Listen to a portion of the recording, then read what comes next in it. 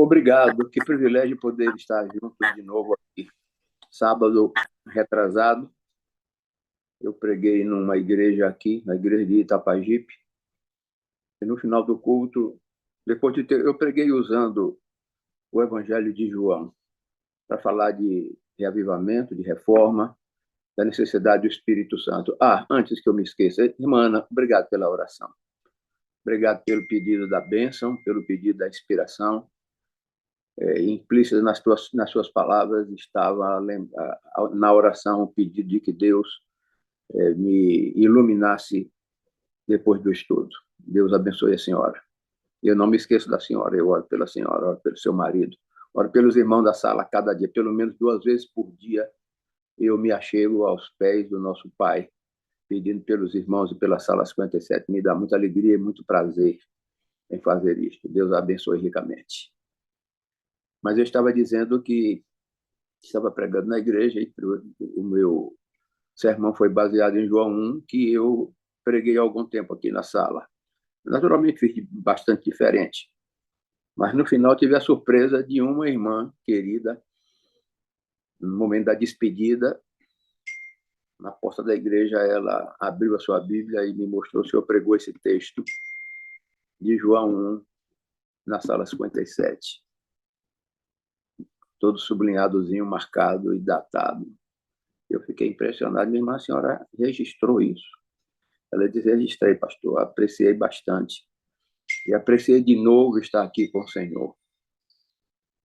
E eu fiquei feliz e saí dali assim com o coração leve, dizendo: Pai, há pessoas que ouvem o Evangelho, ouvem a pregação poderosa da palavra, mas não se esquecem de louvar o Senhor e não se esquecem da mensagem que foi dada.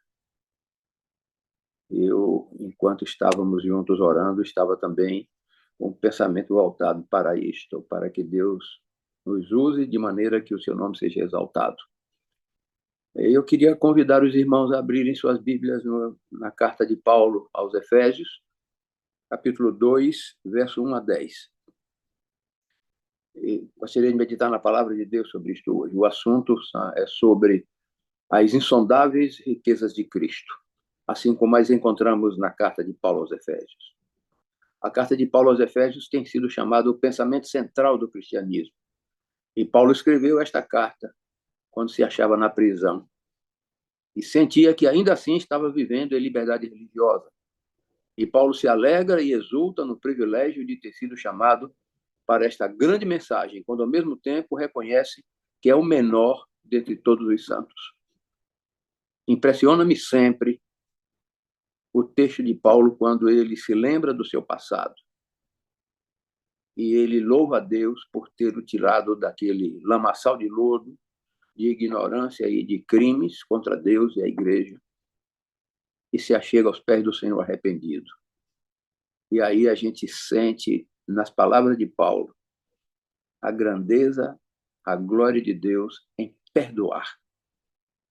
Quando o crente se achega aos pés do Senhor com confiança. O texto de Efésios 2 diz assim, o texto é lindo. A carta de Paulo é linda, como toda a Bíblia, mas há determinados textos de que a gente tem preferência, não é? De que a gente gosta.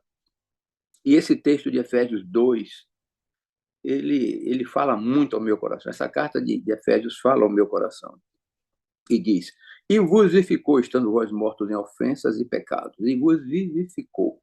Estamos mortos em ofensas e pecados, em que noutro tempo andastes segundo o curso deste mundo, segundo o príncipe das potestades do ar, do espírito que agora opera nos filhos da desobediência, entre os quais todos nós também antes andávamos,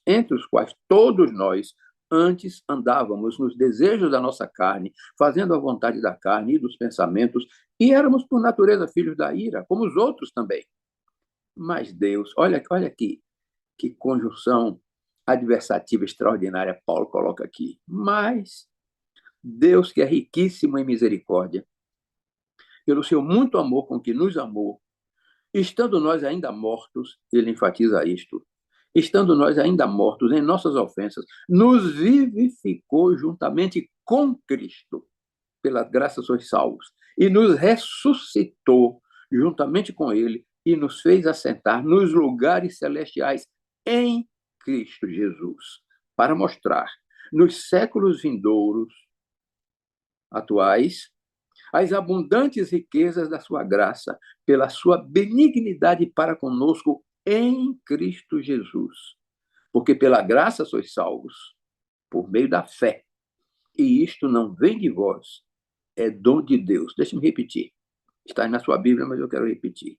Porque pela graça sois salvos por meio da fé. E isto não vem de vós, é dom de Deus. Não vem das obras, para que ninguém se glorie. Porque somos feitura sua, criados em Cristo Jesus para as boas obras, as quais Deus preparou para que andássemos nela.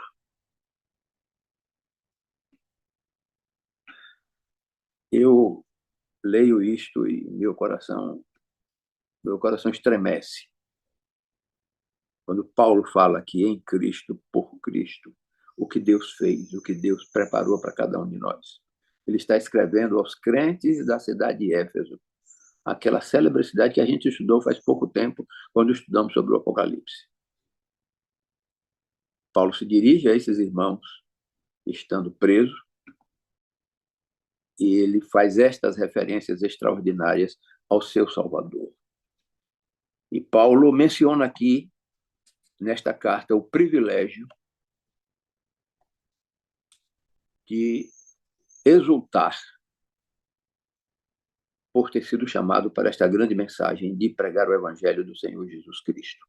E o grande privilégio ele menciona no capítulo 3, verso 8, quando ele diz assim: a mim, o mínimo de todos os santos, me foi dada esta graça de anunciar entre os gentios, por meio do Evangelho, as riquezas insondáveis de Cristo. Outras Bíblias dizem as riquezas incompreensíveis de Cristo. De acordo com esse texto, o maior privilégio é ser um pregador do Evangelho de Jesus Cristo.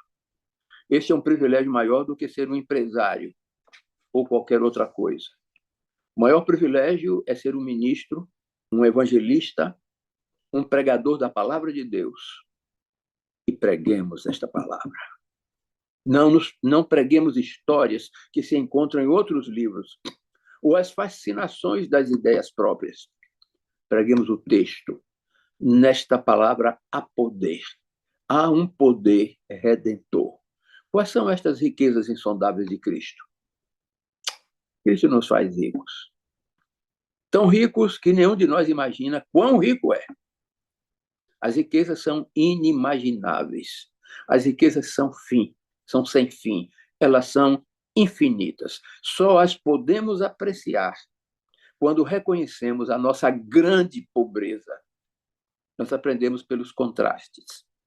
E usando esse método, Paulo, no capítulo 2, começa a falar das nossas grandes pobrezas contrastadas com as grandes riquezas de Cristo. No verso 7, ele diz assim: para mostrar nos séculos vindouros as abundantes riquezas da sua graça, pela sua benignidade para conosco em Cristo Jesus. A graça de Cristo, irmãos amados, nos faz ricos. Quão ricos? Quão ricos? O que é a graça de Cristo? Todos conhecemos a definição, que é um favor imerecido de Deus. Todavia, conhecer a graça de Deus é conhecer mais do que uma definição. A graça é um atributo de Deus exercido por homens que não a merecem. Não a buscamos. Todavia, ela nos vem ao encontro e nos buscou. Ela veio ao encontro e nos buscou. Olha que texto lindo de Ciência do Bom Viver, página 161. Deus se alegra e se sente privilegiado ao estabelecer a graça em nós. Não porque somos dignos de alguma coisa, mas porque somos desprovidos de valor. Os únicos reclamos a que temos direito para a sua misericórdia é a nossa grande necessidade. Lindo texto. E quão grande é a nossa necessidade. Vamos ler de novo Efésios 2, 1-3. E vos vivificou, estando vós mortos em ofensas e pecados, em que noutro tempo andastes segundo o curso deste mundo, segundo o curso das potestades do ar, do Espírito que agora opera nos filhos da desobediência, entre os quais todos nós também antes andávamos nelas, nos desejos da nossa carne, fazendo a vontade da carne e dos pensamentos, e éramos, por natureza, filhos da ira, como os outros também. Esse é um quadro escuro. Os cristãos não estão isentos, todos têm o mesmo ponto inicial. E ele lhes escreve e diz: não vos esqueçais do que éreis antes de serdes cristãos. Estáveis mortos nas vossas ofensas e pecados. Todos nascemos mortos, espiritualmente mortos. Todos nascemos sem justiça alguma. Todos nascemos sem Deus. Aí vem a pergunta: como uma pessoa espiritualmente morta pode tornar a ter vida, reviver? Pode ela pedi-la? Está morto? Pode ressuscitar sozinha? Como pode viver espiritualmente? É um milagre. É a graça de Deus. A iniciativa vem de Deus e não está em nós. Esta é a graça de Deus. É como Lázaro na sepultura. Quantos dias na tumba? Você não poderia estar mais morto do que ele. Ele estava tão morto que cheirava mal. Então Jesus vai ao sepulcro e clama em alta voz: Lázaro, sai para fora. Como Lázaro pôde ouvi-lo se estava morto? Já pensaram nisso, irmãos? E Lázaro obedeceu e veio para fora. Mas como pôde ouvi-lo se estava morto? É um milagre. É um milagre. A voz de Cristo cria nova vida àqueles que não a resistem. Esta é a voz criadora do Evangelho.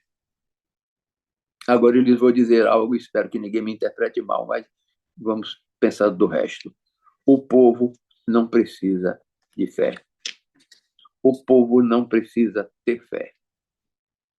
A palavra de Deus, a pregação cria fé naqueles que não a resistem.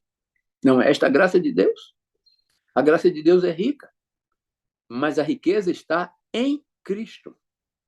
E é por isso que o apóstolo Paulo continua dizendo o que está no verso seguinte, que a gente já leu, mas vamos repetir, para fixar bem. Mas Deus, que é riquíssimo em misericórdia, pelo seu muito amor, o que nos amou, estando nós ainda mortos em nossas ofensas, nos vivificou juntamente com Cristo. Pela graça sois salvos. E nos ressuscitou juntamente com Ele. E nos fez assentar nos lugares celestiais em Cristo Jesus, para mostrar nos séculos vindouros as abundantes riquezas da sua graça, pela sua benignidade para conosco, em Cristo Jesus. Porque pela graça sois salvos. E isto não vem de vós, é dom de Deus. Não vem das obras, para que ninguém se glorie. Porque somos feitura sua, criados em Cristo Jesus, para as boas obras, as quais Deus preparou para que andássemos nelas. Lemos agora uma das maiores passagens de toda a Bíblia. Acabamos de ler. Uma das maiores passagens de toda a Bíblia. Por quê? Porque quando Cristo morreu, ele morreu a minha morte. Ele morreu a sua morte. Quando se levantou da sepultura, eu me levantei com ele. Você se levantou com ele. Na sua carne, quando ele ascendeu, todos os crentes subiram ao céu. É isto que Paulo escreve aqui. Como podemos entender isto? Ele está para todos nós. Um para todos. Qual é o propósito de tudo? Pela graça, somos salvos na fé. Pela graça, somos salvos na fé. E não é pelas obras, mas é um dom de Deus. Por que Cristo nos escolheu para salvar? Porque o amamos?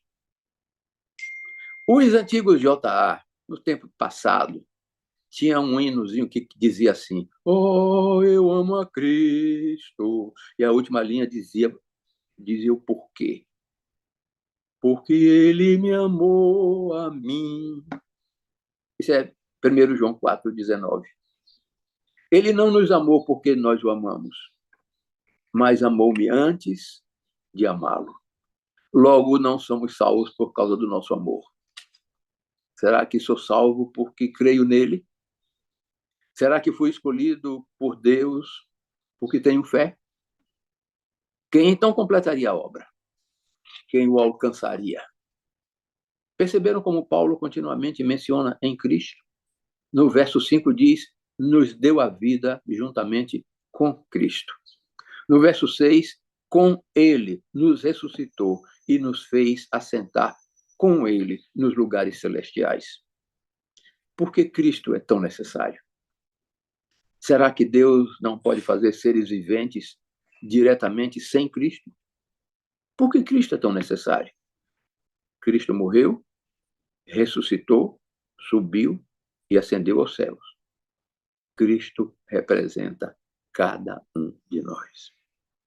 Cristo representa a mim e Cristo representa você. Cristo representa cada um de nós. Veio na nossa carne e o que aconteceu com ele é creditado em nosso favor. Ah, que coisa linda. O que aconteceu com ele é creditado em nosso favor. Na linguagem bancária e comercial, que depósito extraordinário nós recebemos. Que depósito extraordinário recebemos na nossa conta. Cristo representa cada um de nós. Quando ele morreu, todos nós morremos. A lei recebeu o seu preço quando Cristo morreu. Logo, quando Cristo morreu, fomos postos em liberdade. Não temos mais dívida, porque ele pagou o preço que nós deveríamos pagar. Eu estou dizendo, usando o presente. Não temos mais dívida. Não estou dizendo no futuro, nós não teremos mais dívida. Nós não temos mais dívida, porque ele pagou o preço que nós deveríamos pagar. Esta expiação substitutiva de Cristo, pois ele representa toda a raça humana. Quando Cristo morreu, a raça humana foi restabelecida ao favor divino. É por isso que preciso ter fé em Cristo. E isto acontece antes que Cristo venha viver em mim. Eu tenho que estar nele. Agora note, ninguém nasceu com fé. Ninguém nasce com fé. Então, como nasce a fé? Por raciocínio? Esta é uma terrível e falsa conclusão. A fé não é baseada em racionais conclusões. Quero dizer que a fé não é o produto de uma ação racional. Quando Pedro disse a Jesus, tu és o Filho de Deus, qual foi a resposta que Jesus lhe deu? Será que ele disse, Pedro, você é um homem inteligente, tem uma iluminada inteligência para dar uma resposta dessa? Ele imediatamente disse, Pedro, esta confissão não veio da carne, nem do sangue. Não é um produto de teus próprios pensamentos, mas te foi revelada pelo meu Pai. Mas te foi revelada pelo meu Pai. Eu imagino que essas palavras aos ouvidos de Pedro devem ter soado como uma música extraordinariamente linda, como uma sinfonia. Nenhum compositor barroco foi capaz de compor uma sinfonia desta. Que foi-te revelada pelo meu Pai. Naquela maneira, naquela situação, com o coração daquele jeito, Jesus fez essa declaração a Pedro. Quem fez a declaração não foi nenhum colega de ministério. Foi o próprio Senhor que fez. Que foi revelada pelo meu Pai. Que privilégio quando Deus se nos revela. Como resistir ao poder amoroso desta revelação? Como resistir ao poder salvador desta revelação? Como resistir ao poder presencial desta revelação? Foi-te revelada pelo meu Pai. Eu gosto e me emociono quando penso que Deus se revelou a mim. Eu gosto disto. Eu sou agradecido a Deus, porque na minha cidadezinha natal, quando eu vi pela primeira vez a pregação do Evangelho, depois de ter estudado num colégio batista por 4 anos no internato, sem jamais ter ouvido, naqueles 4 anos, uma pregação sobre a volta de Jesus. Eu escutei a Igreja Adventista do Sétimo Dia na minha cidade, fundando um colégio que hoje é a FADBA. A FADBA nasceu em Itaquara, quando meu pai cedeu casas, terras e alimentou por muito tempo os professores, os diretores daquela escola ali. Cada sexta-feira, a gente ia de casa em casa, levando os alimentos necessários para cada família adventista que estava ali. E naquela ocasião, eu decidi ser adventista do sétimo dia. Do meu círculo de amizade, de colegas, de amigos, só eu aceitei. Deus me deu o privilégio de ser adventista do sétimo dia, de aguardar a volta de Jesus. Deus me deu o privilégio de me tirar do Instituto Rio Branco, de ser um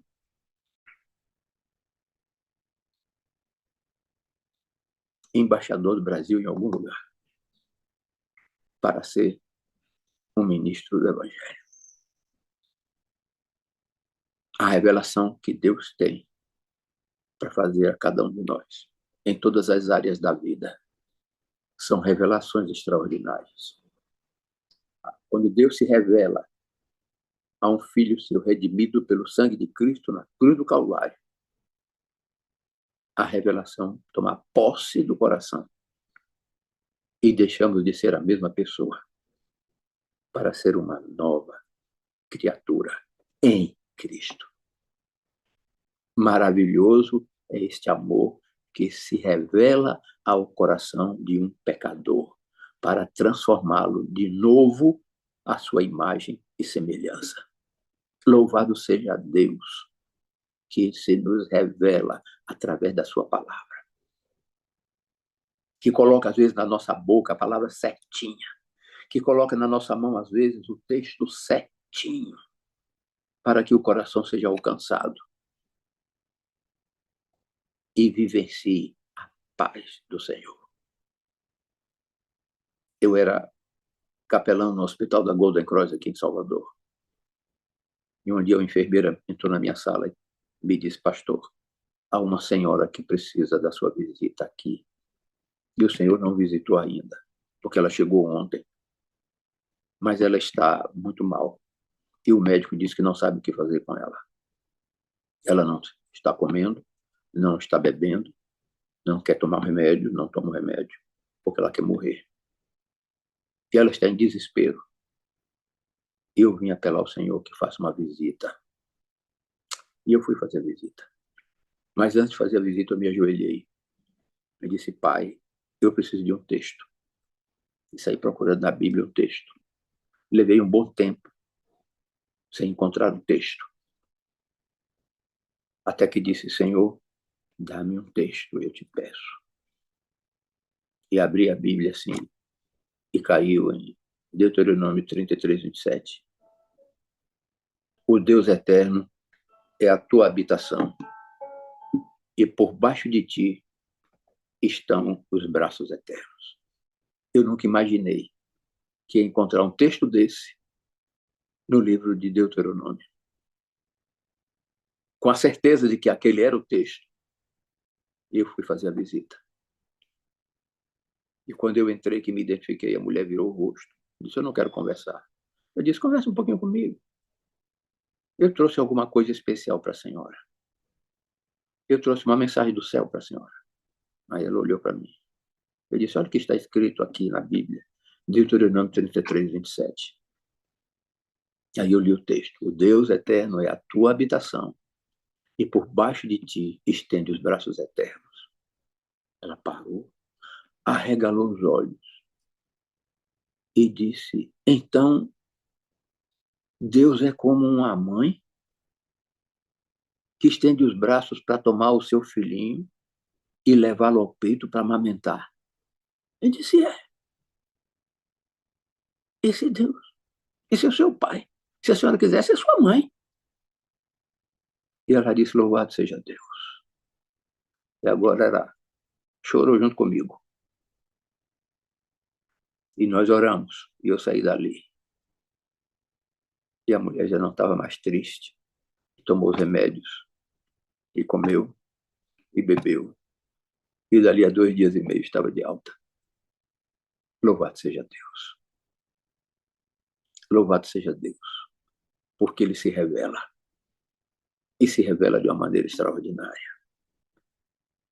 Paulo nos explica essa revelação em Romanos 10:17. Abra sua Bíblia aí. Você sabe de cor, mas abra sua Bíblia.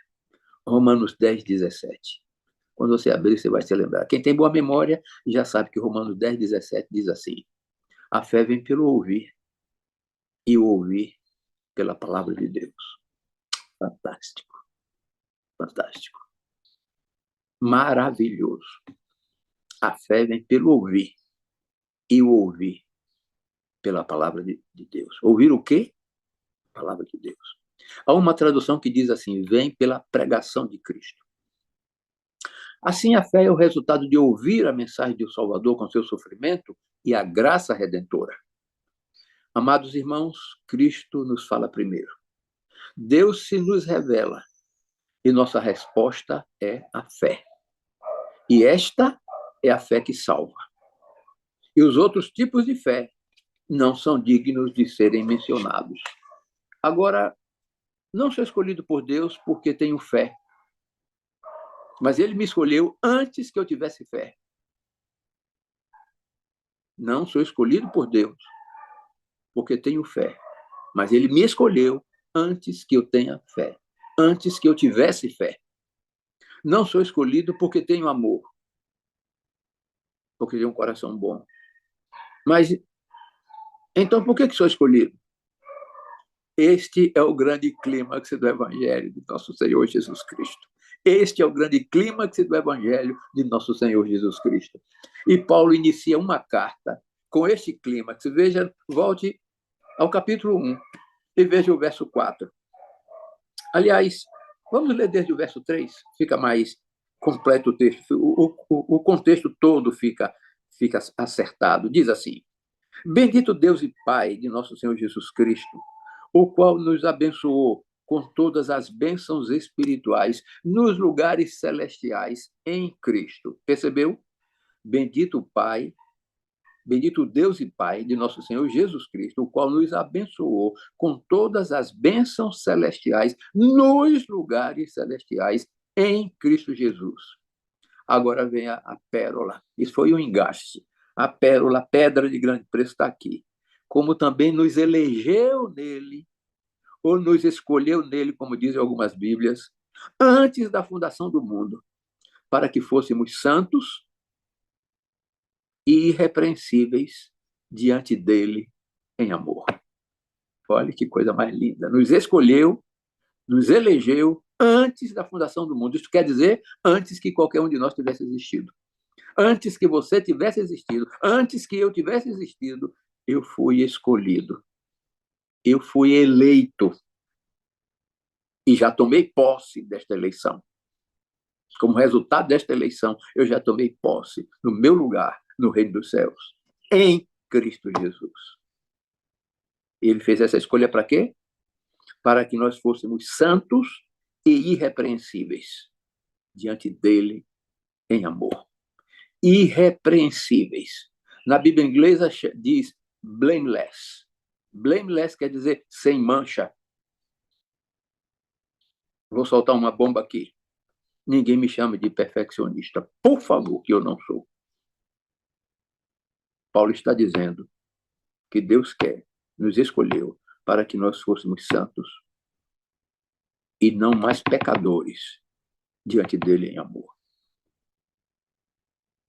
Veja o verso seguinte. E nos predestinou para filhos de adoção por Cristo, para si mesmo, segundo o beneplácito da sua vontade. Perceberam a grandiosidade dessa escolha de Deus para você, para vocês, para nós? Perceberam a grandiosidade? Mas não para aí. Olha o verso 6. Vamos reler o 5 para formar bem o contexto. E nos predestinou para filhos de adoção por Jesus Cristo, para si mesmo, segundo o beneplácito de sua vontade, para louvor da glória da sua graça, pela qual, graça, nos fez agradáveis a si no amado. Que amado? Em Jesus. Porque o verso 7 explica. Neste amado, em quem temos a redenção pelo seu sangue, a remissão das ofensas, segundo as riquezas da sua graça, que ele fez abundar para conosco em toda a sabedoria e prudência, descobrindo-nos o mistério da sua vontade, segundo o seu beneplácito que propusera em si mesmo, descobrindo-nos o mistério da sua vontade. Sabe, a palavra grega para mistério é mysterion. Mysterion, em grego, quer dizer introduzir alguém a algo que ele não conhecia. Você pode traduzir também, se quiser, por revelação. Introduzir alguém, trazer alguém ao conhecimento de algo que ele não sabia. Verso 10. De tornar a congregar em Cristo todas as coisas na dispensação da plenitude dos tempos, tanto as que estão nos céus como as que estão na terra.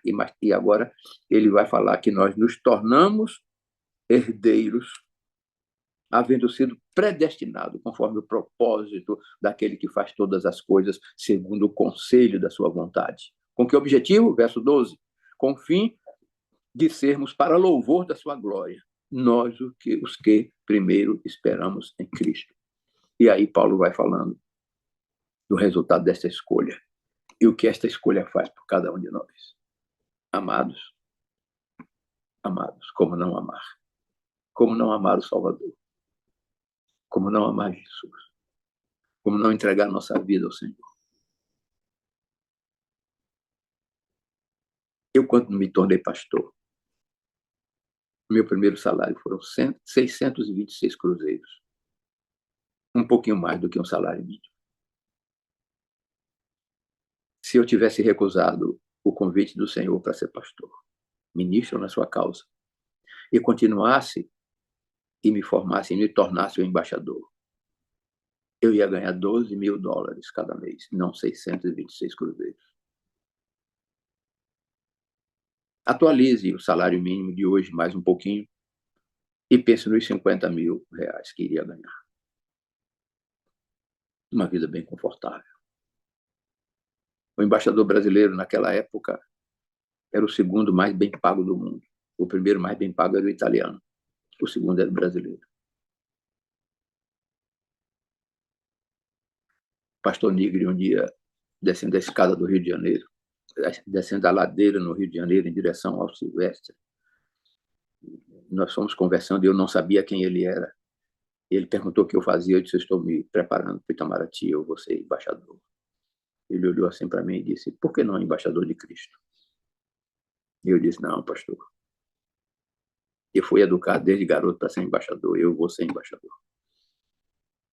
Pense nisso, ser embaixador de Cristo. Deus tem uns caminhos maravilhosos. Vocês sabem quem colocou a mão na minha cabeça no dia da ordenação? Aquele vice-presidente da Conferência Geral, chamado Moisés Nigri. Perguntei para ele, pastor, o senhor lembra de mim? Ele disse, irmão, viajo pelo mundo inteiro. Difícil lembrar assim. Sua fisionomia não me é estranha. Ao lado estava o pastor Rodolfo Belos e o presidente da divisão, pastor Enoque de Oliveira. Eles olharam para mim e antes que dissesse alguma coisa, disse, pastor, eu sou aquele garoto que o senhor um dia perguntou na descida da ladeira do Hospital Silvestre, no Rio de Janeiro, por que deixar de ser embaixador? Eu lhe fiz o convite, lhe perguntei para você ser ministro do Evangelho. O senhor fez isso, aqui estou eu. Diz, olha, pastor Negro, cheio de lágrimas, disse, louvado seja Deus. O pastor Bel disse assim, você é de onde, meu filho? Eu disse, eu sou de Itaquara. Itaquara? Ah, foi fundado o meu colégio. Você é filho de quem? De Agenor Araújo. Ele disse, Agenor Araújo, meu amigo. Que privilégio aquela ordenação. Se eu pudesse voltar no tempo, faria tudo de novo. Faria tudo de novo. Porque Deus me deu uma mulher maravilhosa. E o evangelho extraordinariamente lindo para pregar. Um evangelho extraordinariamente lindo para pregar. Deus nos escolheu. Deus nos escolheu. Por que que a gente sempre enfatiza que nós temos que escolher a Deus? Nós falamos nas nossas pregações, falamos nos nossos apelos. O evangelho enfatiza que Deus nos escolheu. E eu prefiro isto. Gosto muito mais disto. Porque agora eu posso contar aos outros as boas novas. Antes que tenho que fazer alguma coisa, antes que tenho que escolher, eu posso ir e contar-lhes as boas novas. Deus o escolheu, se você gosta ou se você não gosta. Agora, como Deus me escolheu? Como Deus escolheu você, meu irmão amado? Deus nos escolheu nele. Quem é este nele? Jesus Cristo, o Filho do Deus vivo. Que coisa mais linda e mais maravilhosa. Ele veio para nos escolher. Ele veio para nos eleger. Veio para nos chamar em nome do Pai. Com os braços abertos na cruz do Calvário, ele disse, eu amo cada um de vocês. Vocês estão lembrados desta frase? Eu amo você e preciso de você para ser feliz. O Senhor Jesus dizendo que ama você, meu irmão amado, porque precisa de você, precisa de mim, precisa de nós para ser feliz. O céu não seria a mesma coisa sem nós. Que coisa mais linda! Eu amo e preciso de você. Eu amo cada um de você. Ele ama cada um, porque fez e criou cada um e deseja ser o Deus de cada um. Ele nos escolheu nele. Quando nos escolheu? Quando começamos a ter fé. Quando começamos a amá-lo. O que é que o texto nos diz? Assim como nos escolheu nele antes da fundação do mundo. Quando nos escolheu, então? Antes de ter nascido. Antes do mundo ter sido feito, ele nos escolheu em Jesus Cristo para que pudéssemos fazer alguma coisa. Esta é a eleição divina. Esta é uma predestinação divina. Esta é a predestinação bíblica. Ele nos escolheu antes que pudéssemos dizer alguma coisa qualquer. A eleição divina acontece, ocorre antes de termos fé. Agora eu vou dizer algo mais maravilhoso para você, que você vai gostar, porque eu amo isto. Você sabe que Jesus foi o único predestinado neste mundo, que nasceu neste mundo para morrer. Jesus foi o único que veio a este mundo predestinado a morrer. Nenhum de nós veio predestinado a morrer. Jesus foi o único. Para quê? Para nos dar a vida eterna. A predestinação da vida eterna a cada um de nós. Antes de nascermos, já temos oferecida a vida eterna. Só precisamos dizer obrigado, Senhor, pela escolha que o Senhor fez. Obrigado porque o Senhor me elegeu no Senhor Jesus. Obrigado porque o Senhor me escolheu no Senhor Jesus. Espírito Santo, obrigado porque o Senhor trabalha em mim, porque o Senhor opera em mim para que essa escolha se solidifique a cada dia. A eleição divina ocorre antes de termos fé. E ela nos chama a fim de termos fé. Apela a nossa resposta para que respondamos com fé e amor àquela fé e amor. Qual é o propósito da eleição divina? No verso 4, no capítulo 1, diz, para sermos santos e irrepreensíveis perante dele. Isto quer dizer, santos, você sabe, vem da palavra grega, da palavra latina sanctus, do verbo santificare, que quer dizer separado para uso sagrado. E irrepreensíveis, é sem pecado. Os pecados são perdoados em Jesus. A nossa mancha é tirada em Cristo, por Cristo e com Cristo. Nós nos tornamos irrepreensíveis. Deus assim nos quer. Esta é a glorificação de cada homem, de cada mulher e de cada criança. Deus quer restaurar em nós a bela imagem do seu próprio coração. para que sejamos irrepreensíveis e santos, a fim de novamente experimentarmos o gozo e a beleza da santidade. Observe, então, que o propósito de Deus, que o objetivo de Deus para cada um de nós, não é um objetivo mesquinho, celestial. E às vezes a gente tem vergonha e tem medo e rotula quem diz assim: eu estou me apegando ao Senhor e o Espírito Santo está em mim, para que eu não peque. Eu falei hoje outro dia, numa pregação, e o irmão comentou com o seu pastor. E o seu pastor foi comentar com o secretário ministerial. E o secretário ministerial ligou para mim, para dizer que eu estava pregando sobre perfeccionismo. E eu disse: eu prego sobre santificação. A santificação aperfeiçoa a pessoa, mas eu não estou pregando sobre perfeccionismo. Eu estou pregando sobre santificação. O Senhor me santifica, é o que Paulo diz, para me tornar santo e irrepreensível. Aliás, a gente tem na Bíblia o exemplo de um homem irrepreensível, Jó. Lembra da pergunta que Deus fez ao diabo? Observaste meu servo Jó, justo, reto, temente a Deus, se aparta do mal. Eu não consigo ver Jó como um pecador, como alguém cheio de pecado, como alguém cheio de problemas por causa do pecado. Eu vejo Jó como um homem dedicado ao Senhor, de braço dado com o Senhor o tempo todo, abraçado com o Senhor o tempo todo, acompanhando o Senhor o tempo todo, todos os momentos com o Senhor. Imagino que Jó tinha no seu coração um ódio tremendo pelo pecado. Deus quer que nós odiemos o pecado com a mesma intensidade com que o amamos. O amamos. Deus quer que nós odiemos o pecado com a mesma necessidade, com a mesma intensidade com a qual o amamos. Só assim poderemos ser santos e irrepreensíveis. E o Espírito Santo, agora, nesse momento, nesta sala 57, trabalha para que nós odiemos o pecado. Lhe viremos as costas em cada tentação. Esse é o desejo do Senhor. Esse é o desejo do Senhor. A alma que se rende assim ao Senhor Jesus, guardada pelos seres celestes, ela se torna inexpugnável aos assaltos de Satanás. Desejado de todas as nações, página 239, naquele grossão que é o antigo que eu tenho. Desejado de todas as nações, página 239. Irrepreensíveis e santos. O objetivo de Deus é elevado. Aí você me pergunta: pastor, e a gente pode alcançar isso? Ah, pode. Sozinho, impossível. Sozinho, impossível. Mas com os joelhos dobrados, nós podemos. Com a habitação do Espírito, nós podemos. É isto que está nos Salmos. O Salmo que está sendo estudado hoje, ou que foi estudado hoje, que está sendo estudado durante a lição, eles falam disto.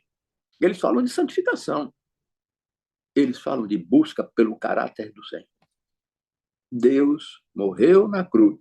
Deus estava em Cristo, usando Paulo.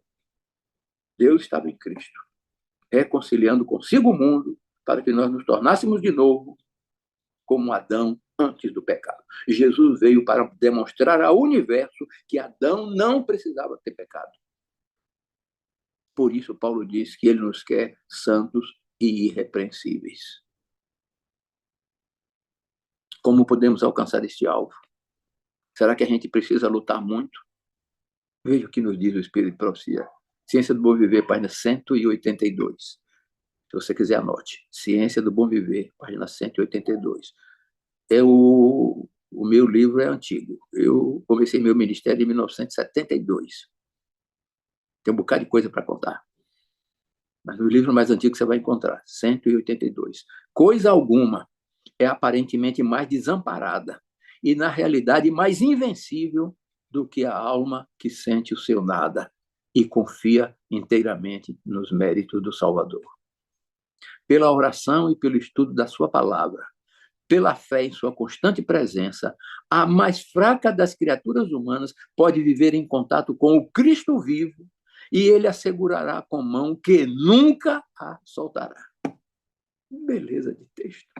Maravilhosa revelação divina que cai no coração da gente de uma maneira extraordinariamente linda. Coisa alguma é aparentemente mais desamparada e, na realidade, mais invencível do que a alma que sente o seu nada e confia inteiramente nos méritos do Salvador.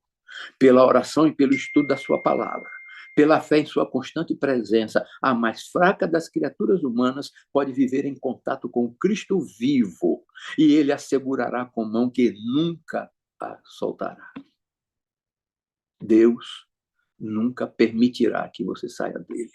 Aquele que iniciou em você, irmão amado, a boa obra, aperfeiçoá-la-á, se você não a resistir. Até o mais fraco de todos os seres humanos. E nós que nos sentimos a nós mesmos fracos, poderemos ser os mais fortes. Paulo disse, quando sou fraco, então é que sou forte. E quando nos sentimos fortes, então é que somos fracos.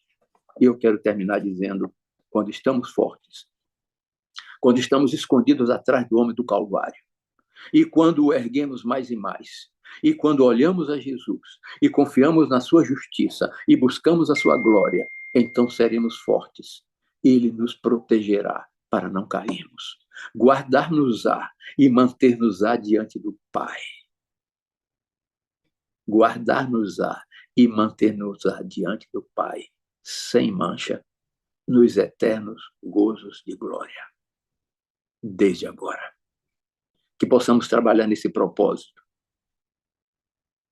conosco mesmos, com nossa família, em nossas igrejas, e que um dia vivamos o eterno ano novo no reino de Deus. Deus o abençoe.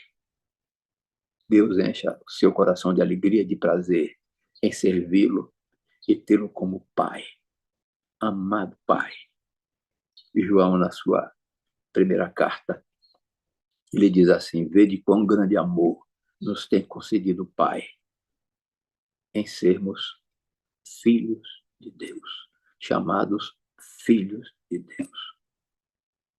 Que privilégio, e que honra, e que bênção.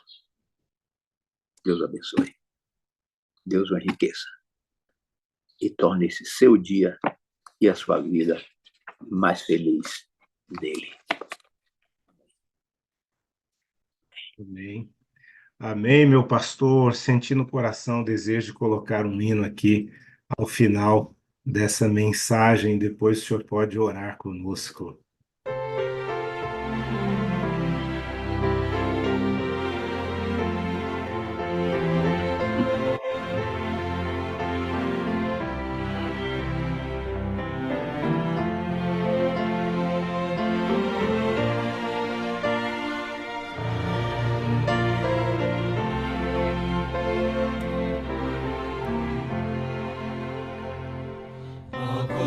Como grande o céu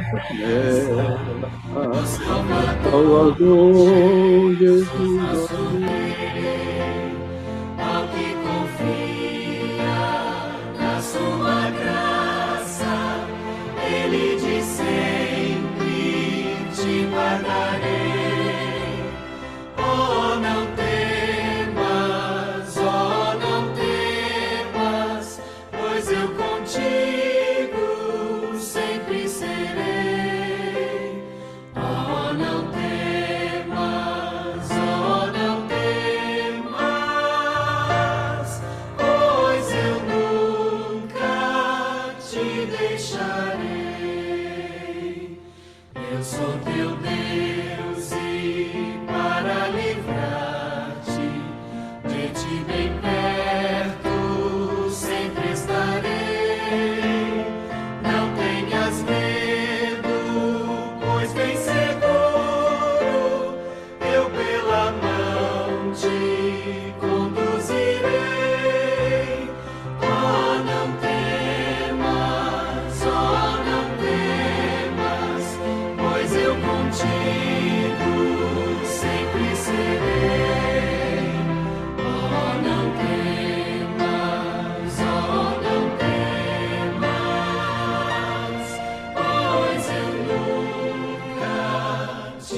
deixarei para remir-te. Dei o meu sangue, pelo teu nome já te chamei. Meu para sempre, tu és agora, crê pois que nunca te deixarei. Oh, não temas, pois eu contigo sempre serei. Oh, não temas,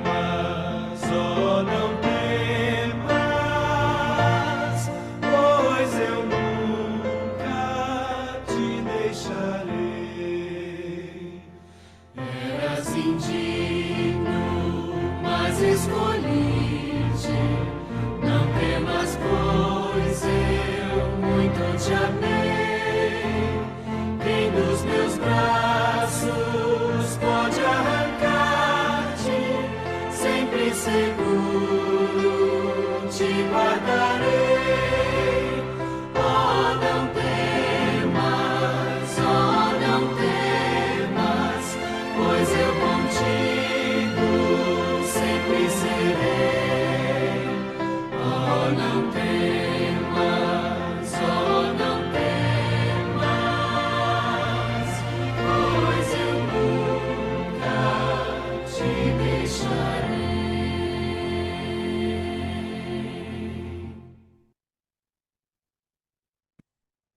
Amém, amém, amém, meu pastor. Deixa eu desativar o seu mudo aí. Está com o telefone no mudo. Já vamos. O senhor pode acionar o seu microfone, pastor?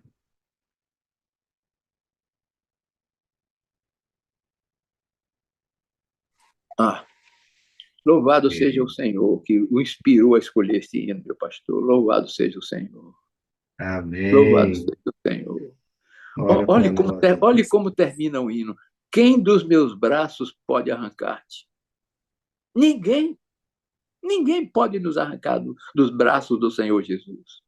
Desse Deus Amém. amoroso, desse Pai maravilhoso que nos abraça com os braços eternos. Louvado seja o Senhor. Querido Pai, que privilégio poder ser abraçado pelo Senhor.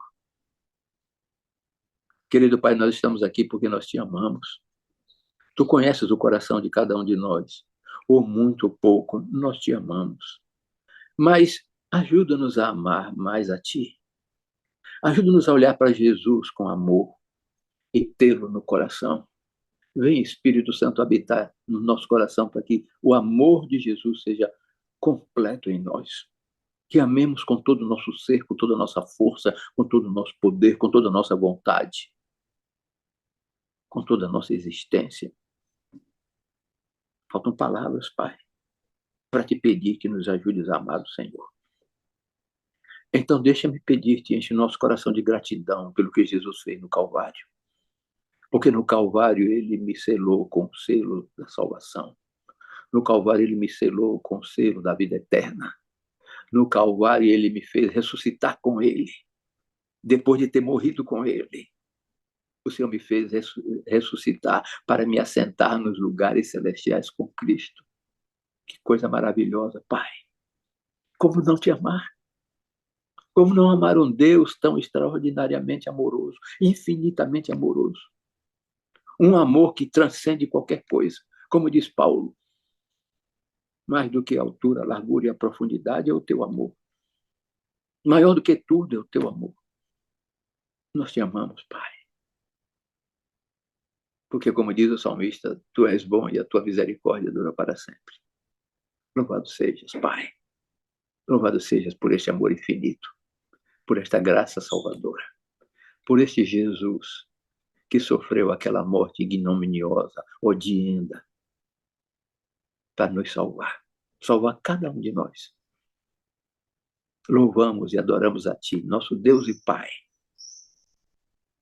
porque Tu és bom. A Tua misericórdia é eterna, ela dura para sempre. Queria ficar mais tempo na Tua presença, Pai, mas há um programa a seguir. Obrigado pela Tua bênção, pela Tua companhia. por estares presentes conosco, com teu Espírito Santo entre nós. Então, derrama o teu Espírito sobre nós, para que o nosso coração cada dia exulte de alegria e de prazer em ter-te como Deus e Senhor. Vem, Espírito Santo, sobre cada um nesta sala. Vem, Espírito Santo, e enche o nosso coração de prazer, de satisfação, de sonhos e de certeza da salvação em Cristo Jesus. No seu nome, pedimos estas bênçãos para este dia e para cada dia da vida. Amém. Amém. Amém. Amém, amém, amém, meu pastor, que Deus seja louvado. Foi uma alegria, uma bênção poder ouvi-lo. De embaixador em algum lugar do mundo para embaixador do céu em todos os lugares do mundo. Que Deus seja louvado, meu pastor. Muito obrigado pela mensagem poderosa.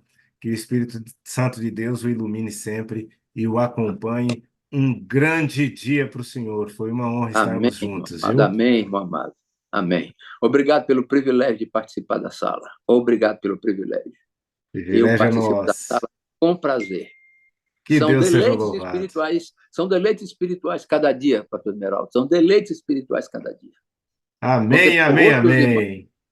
Grande dia, meu pastor. Que Deus te abençoe. nós todos. Muito bem, que bênção grandiosa, né? Mensagem profunda.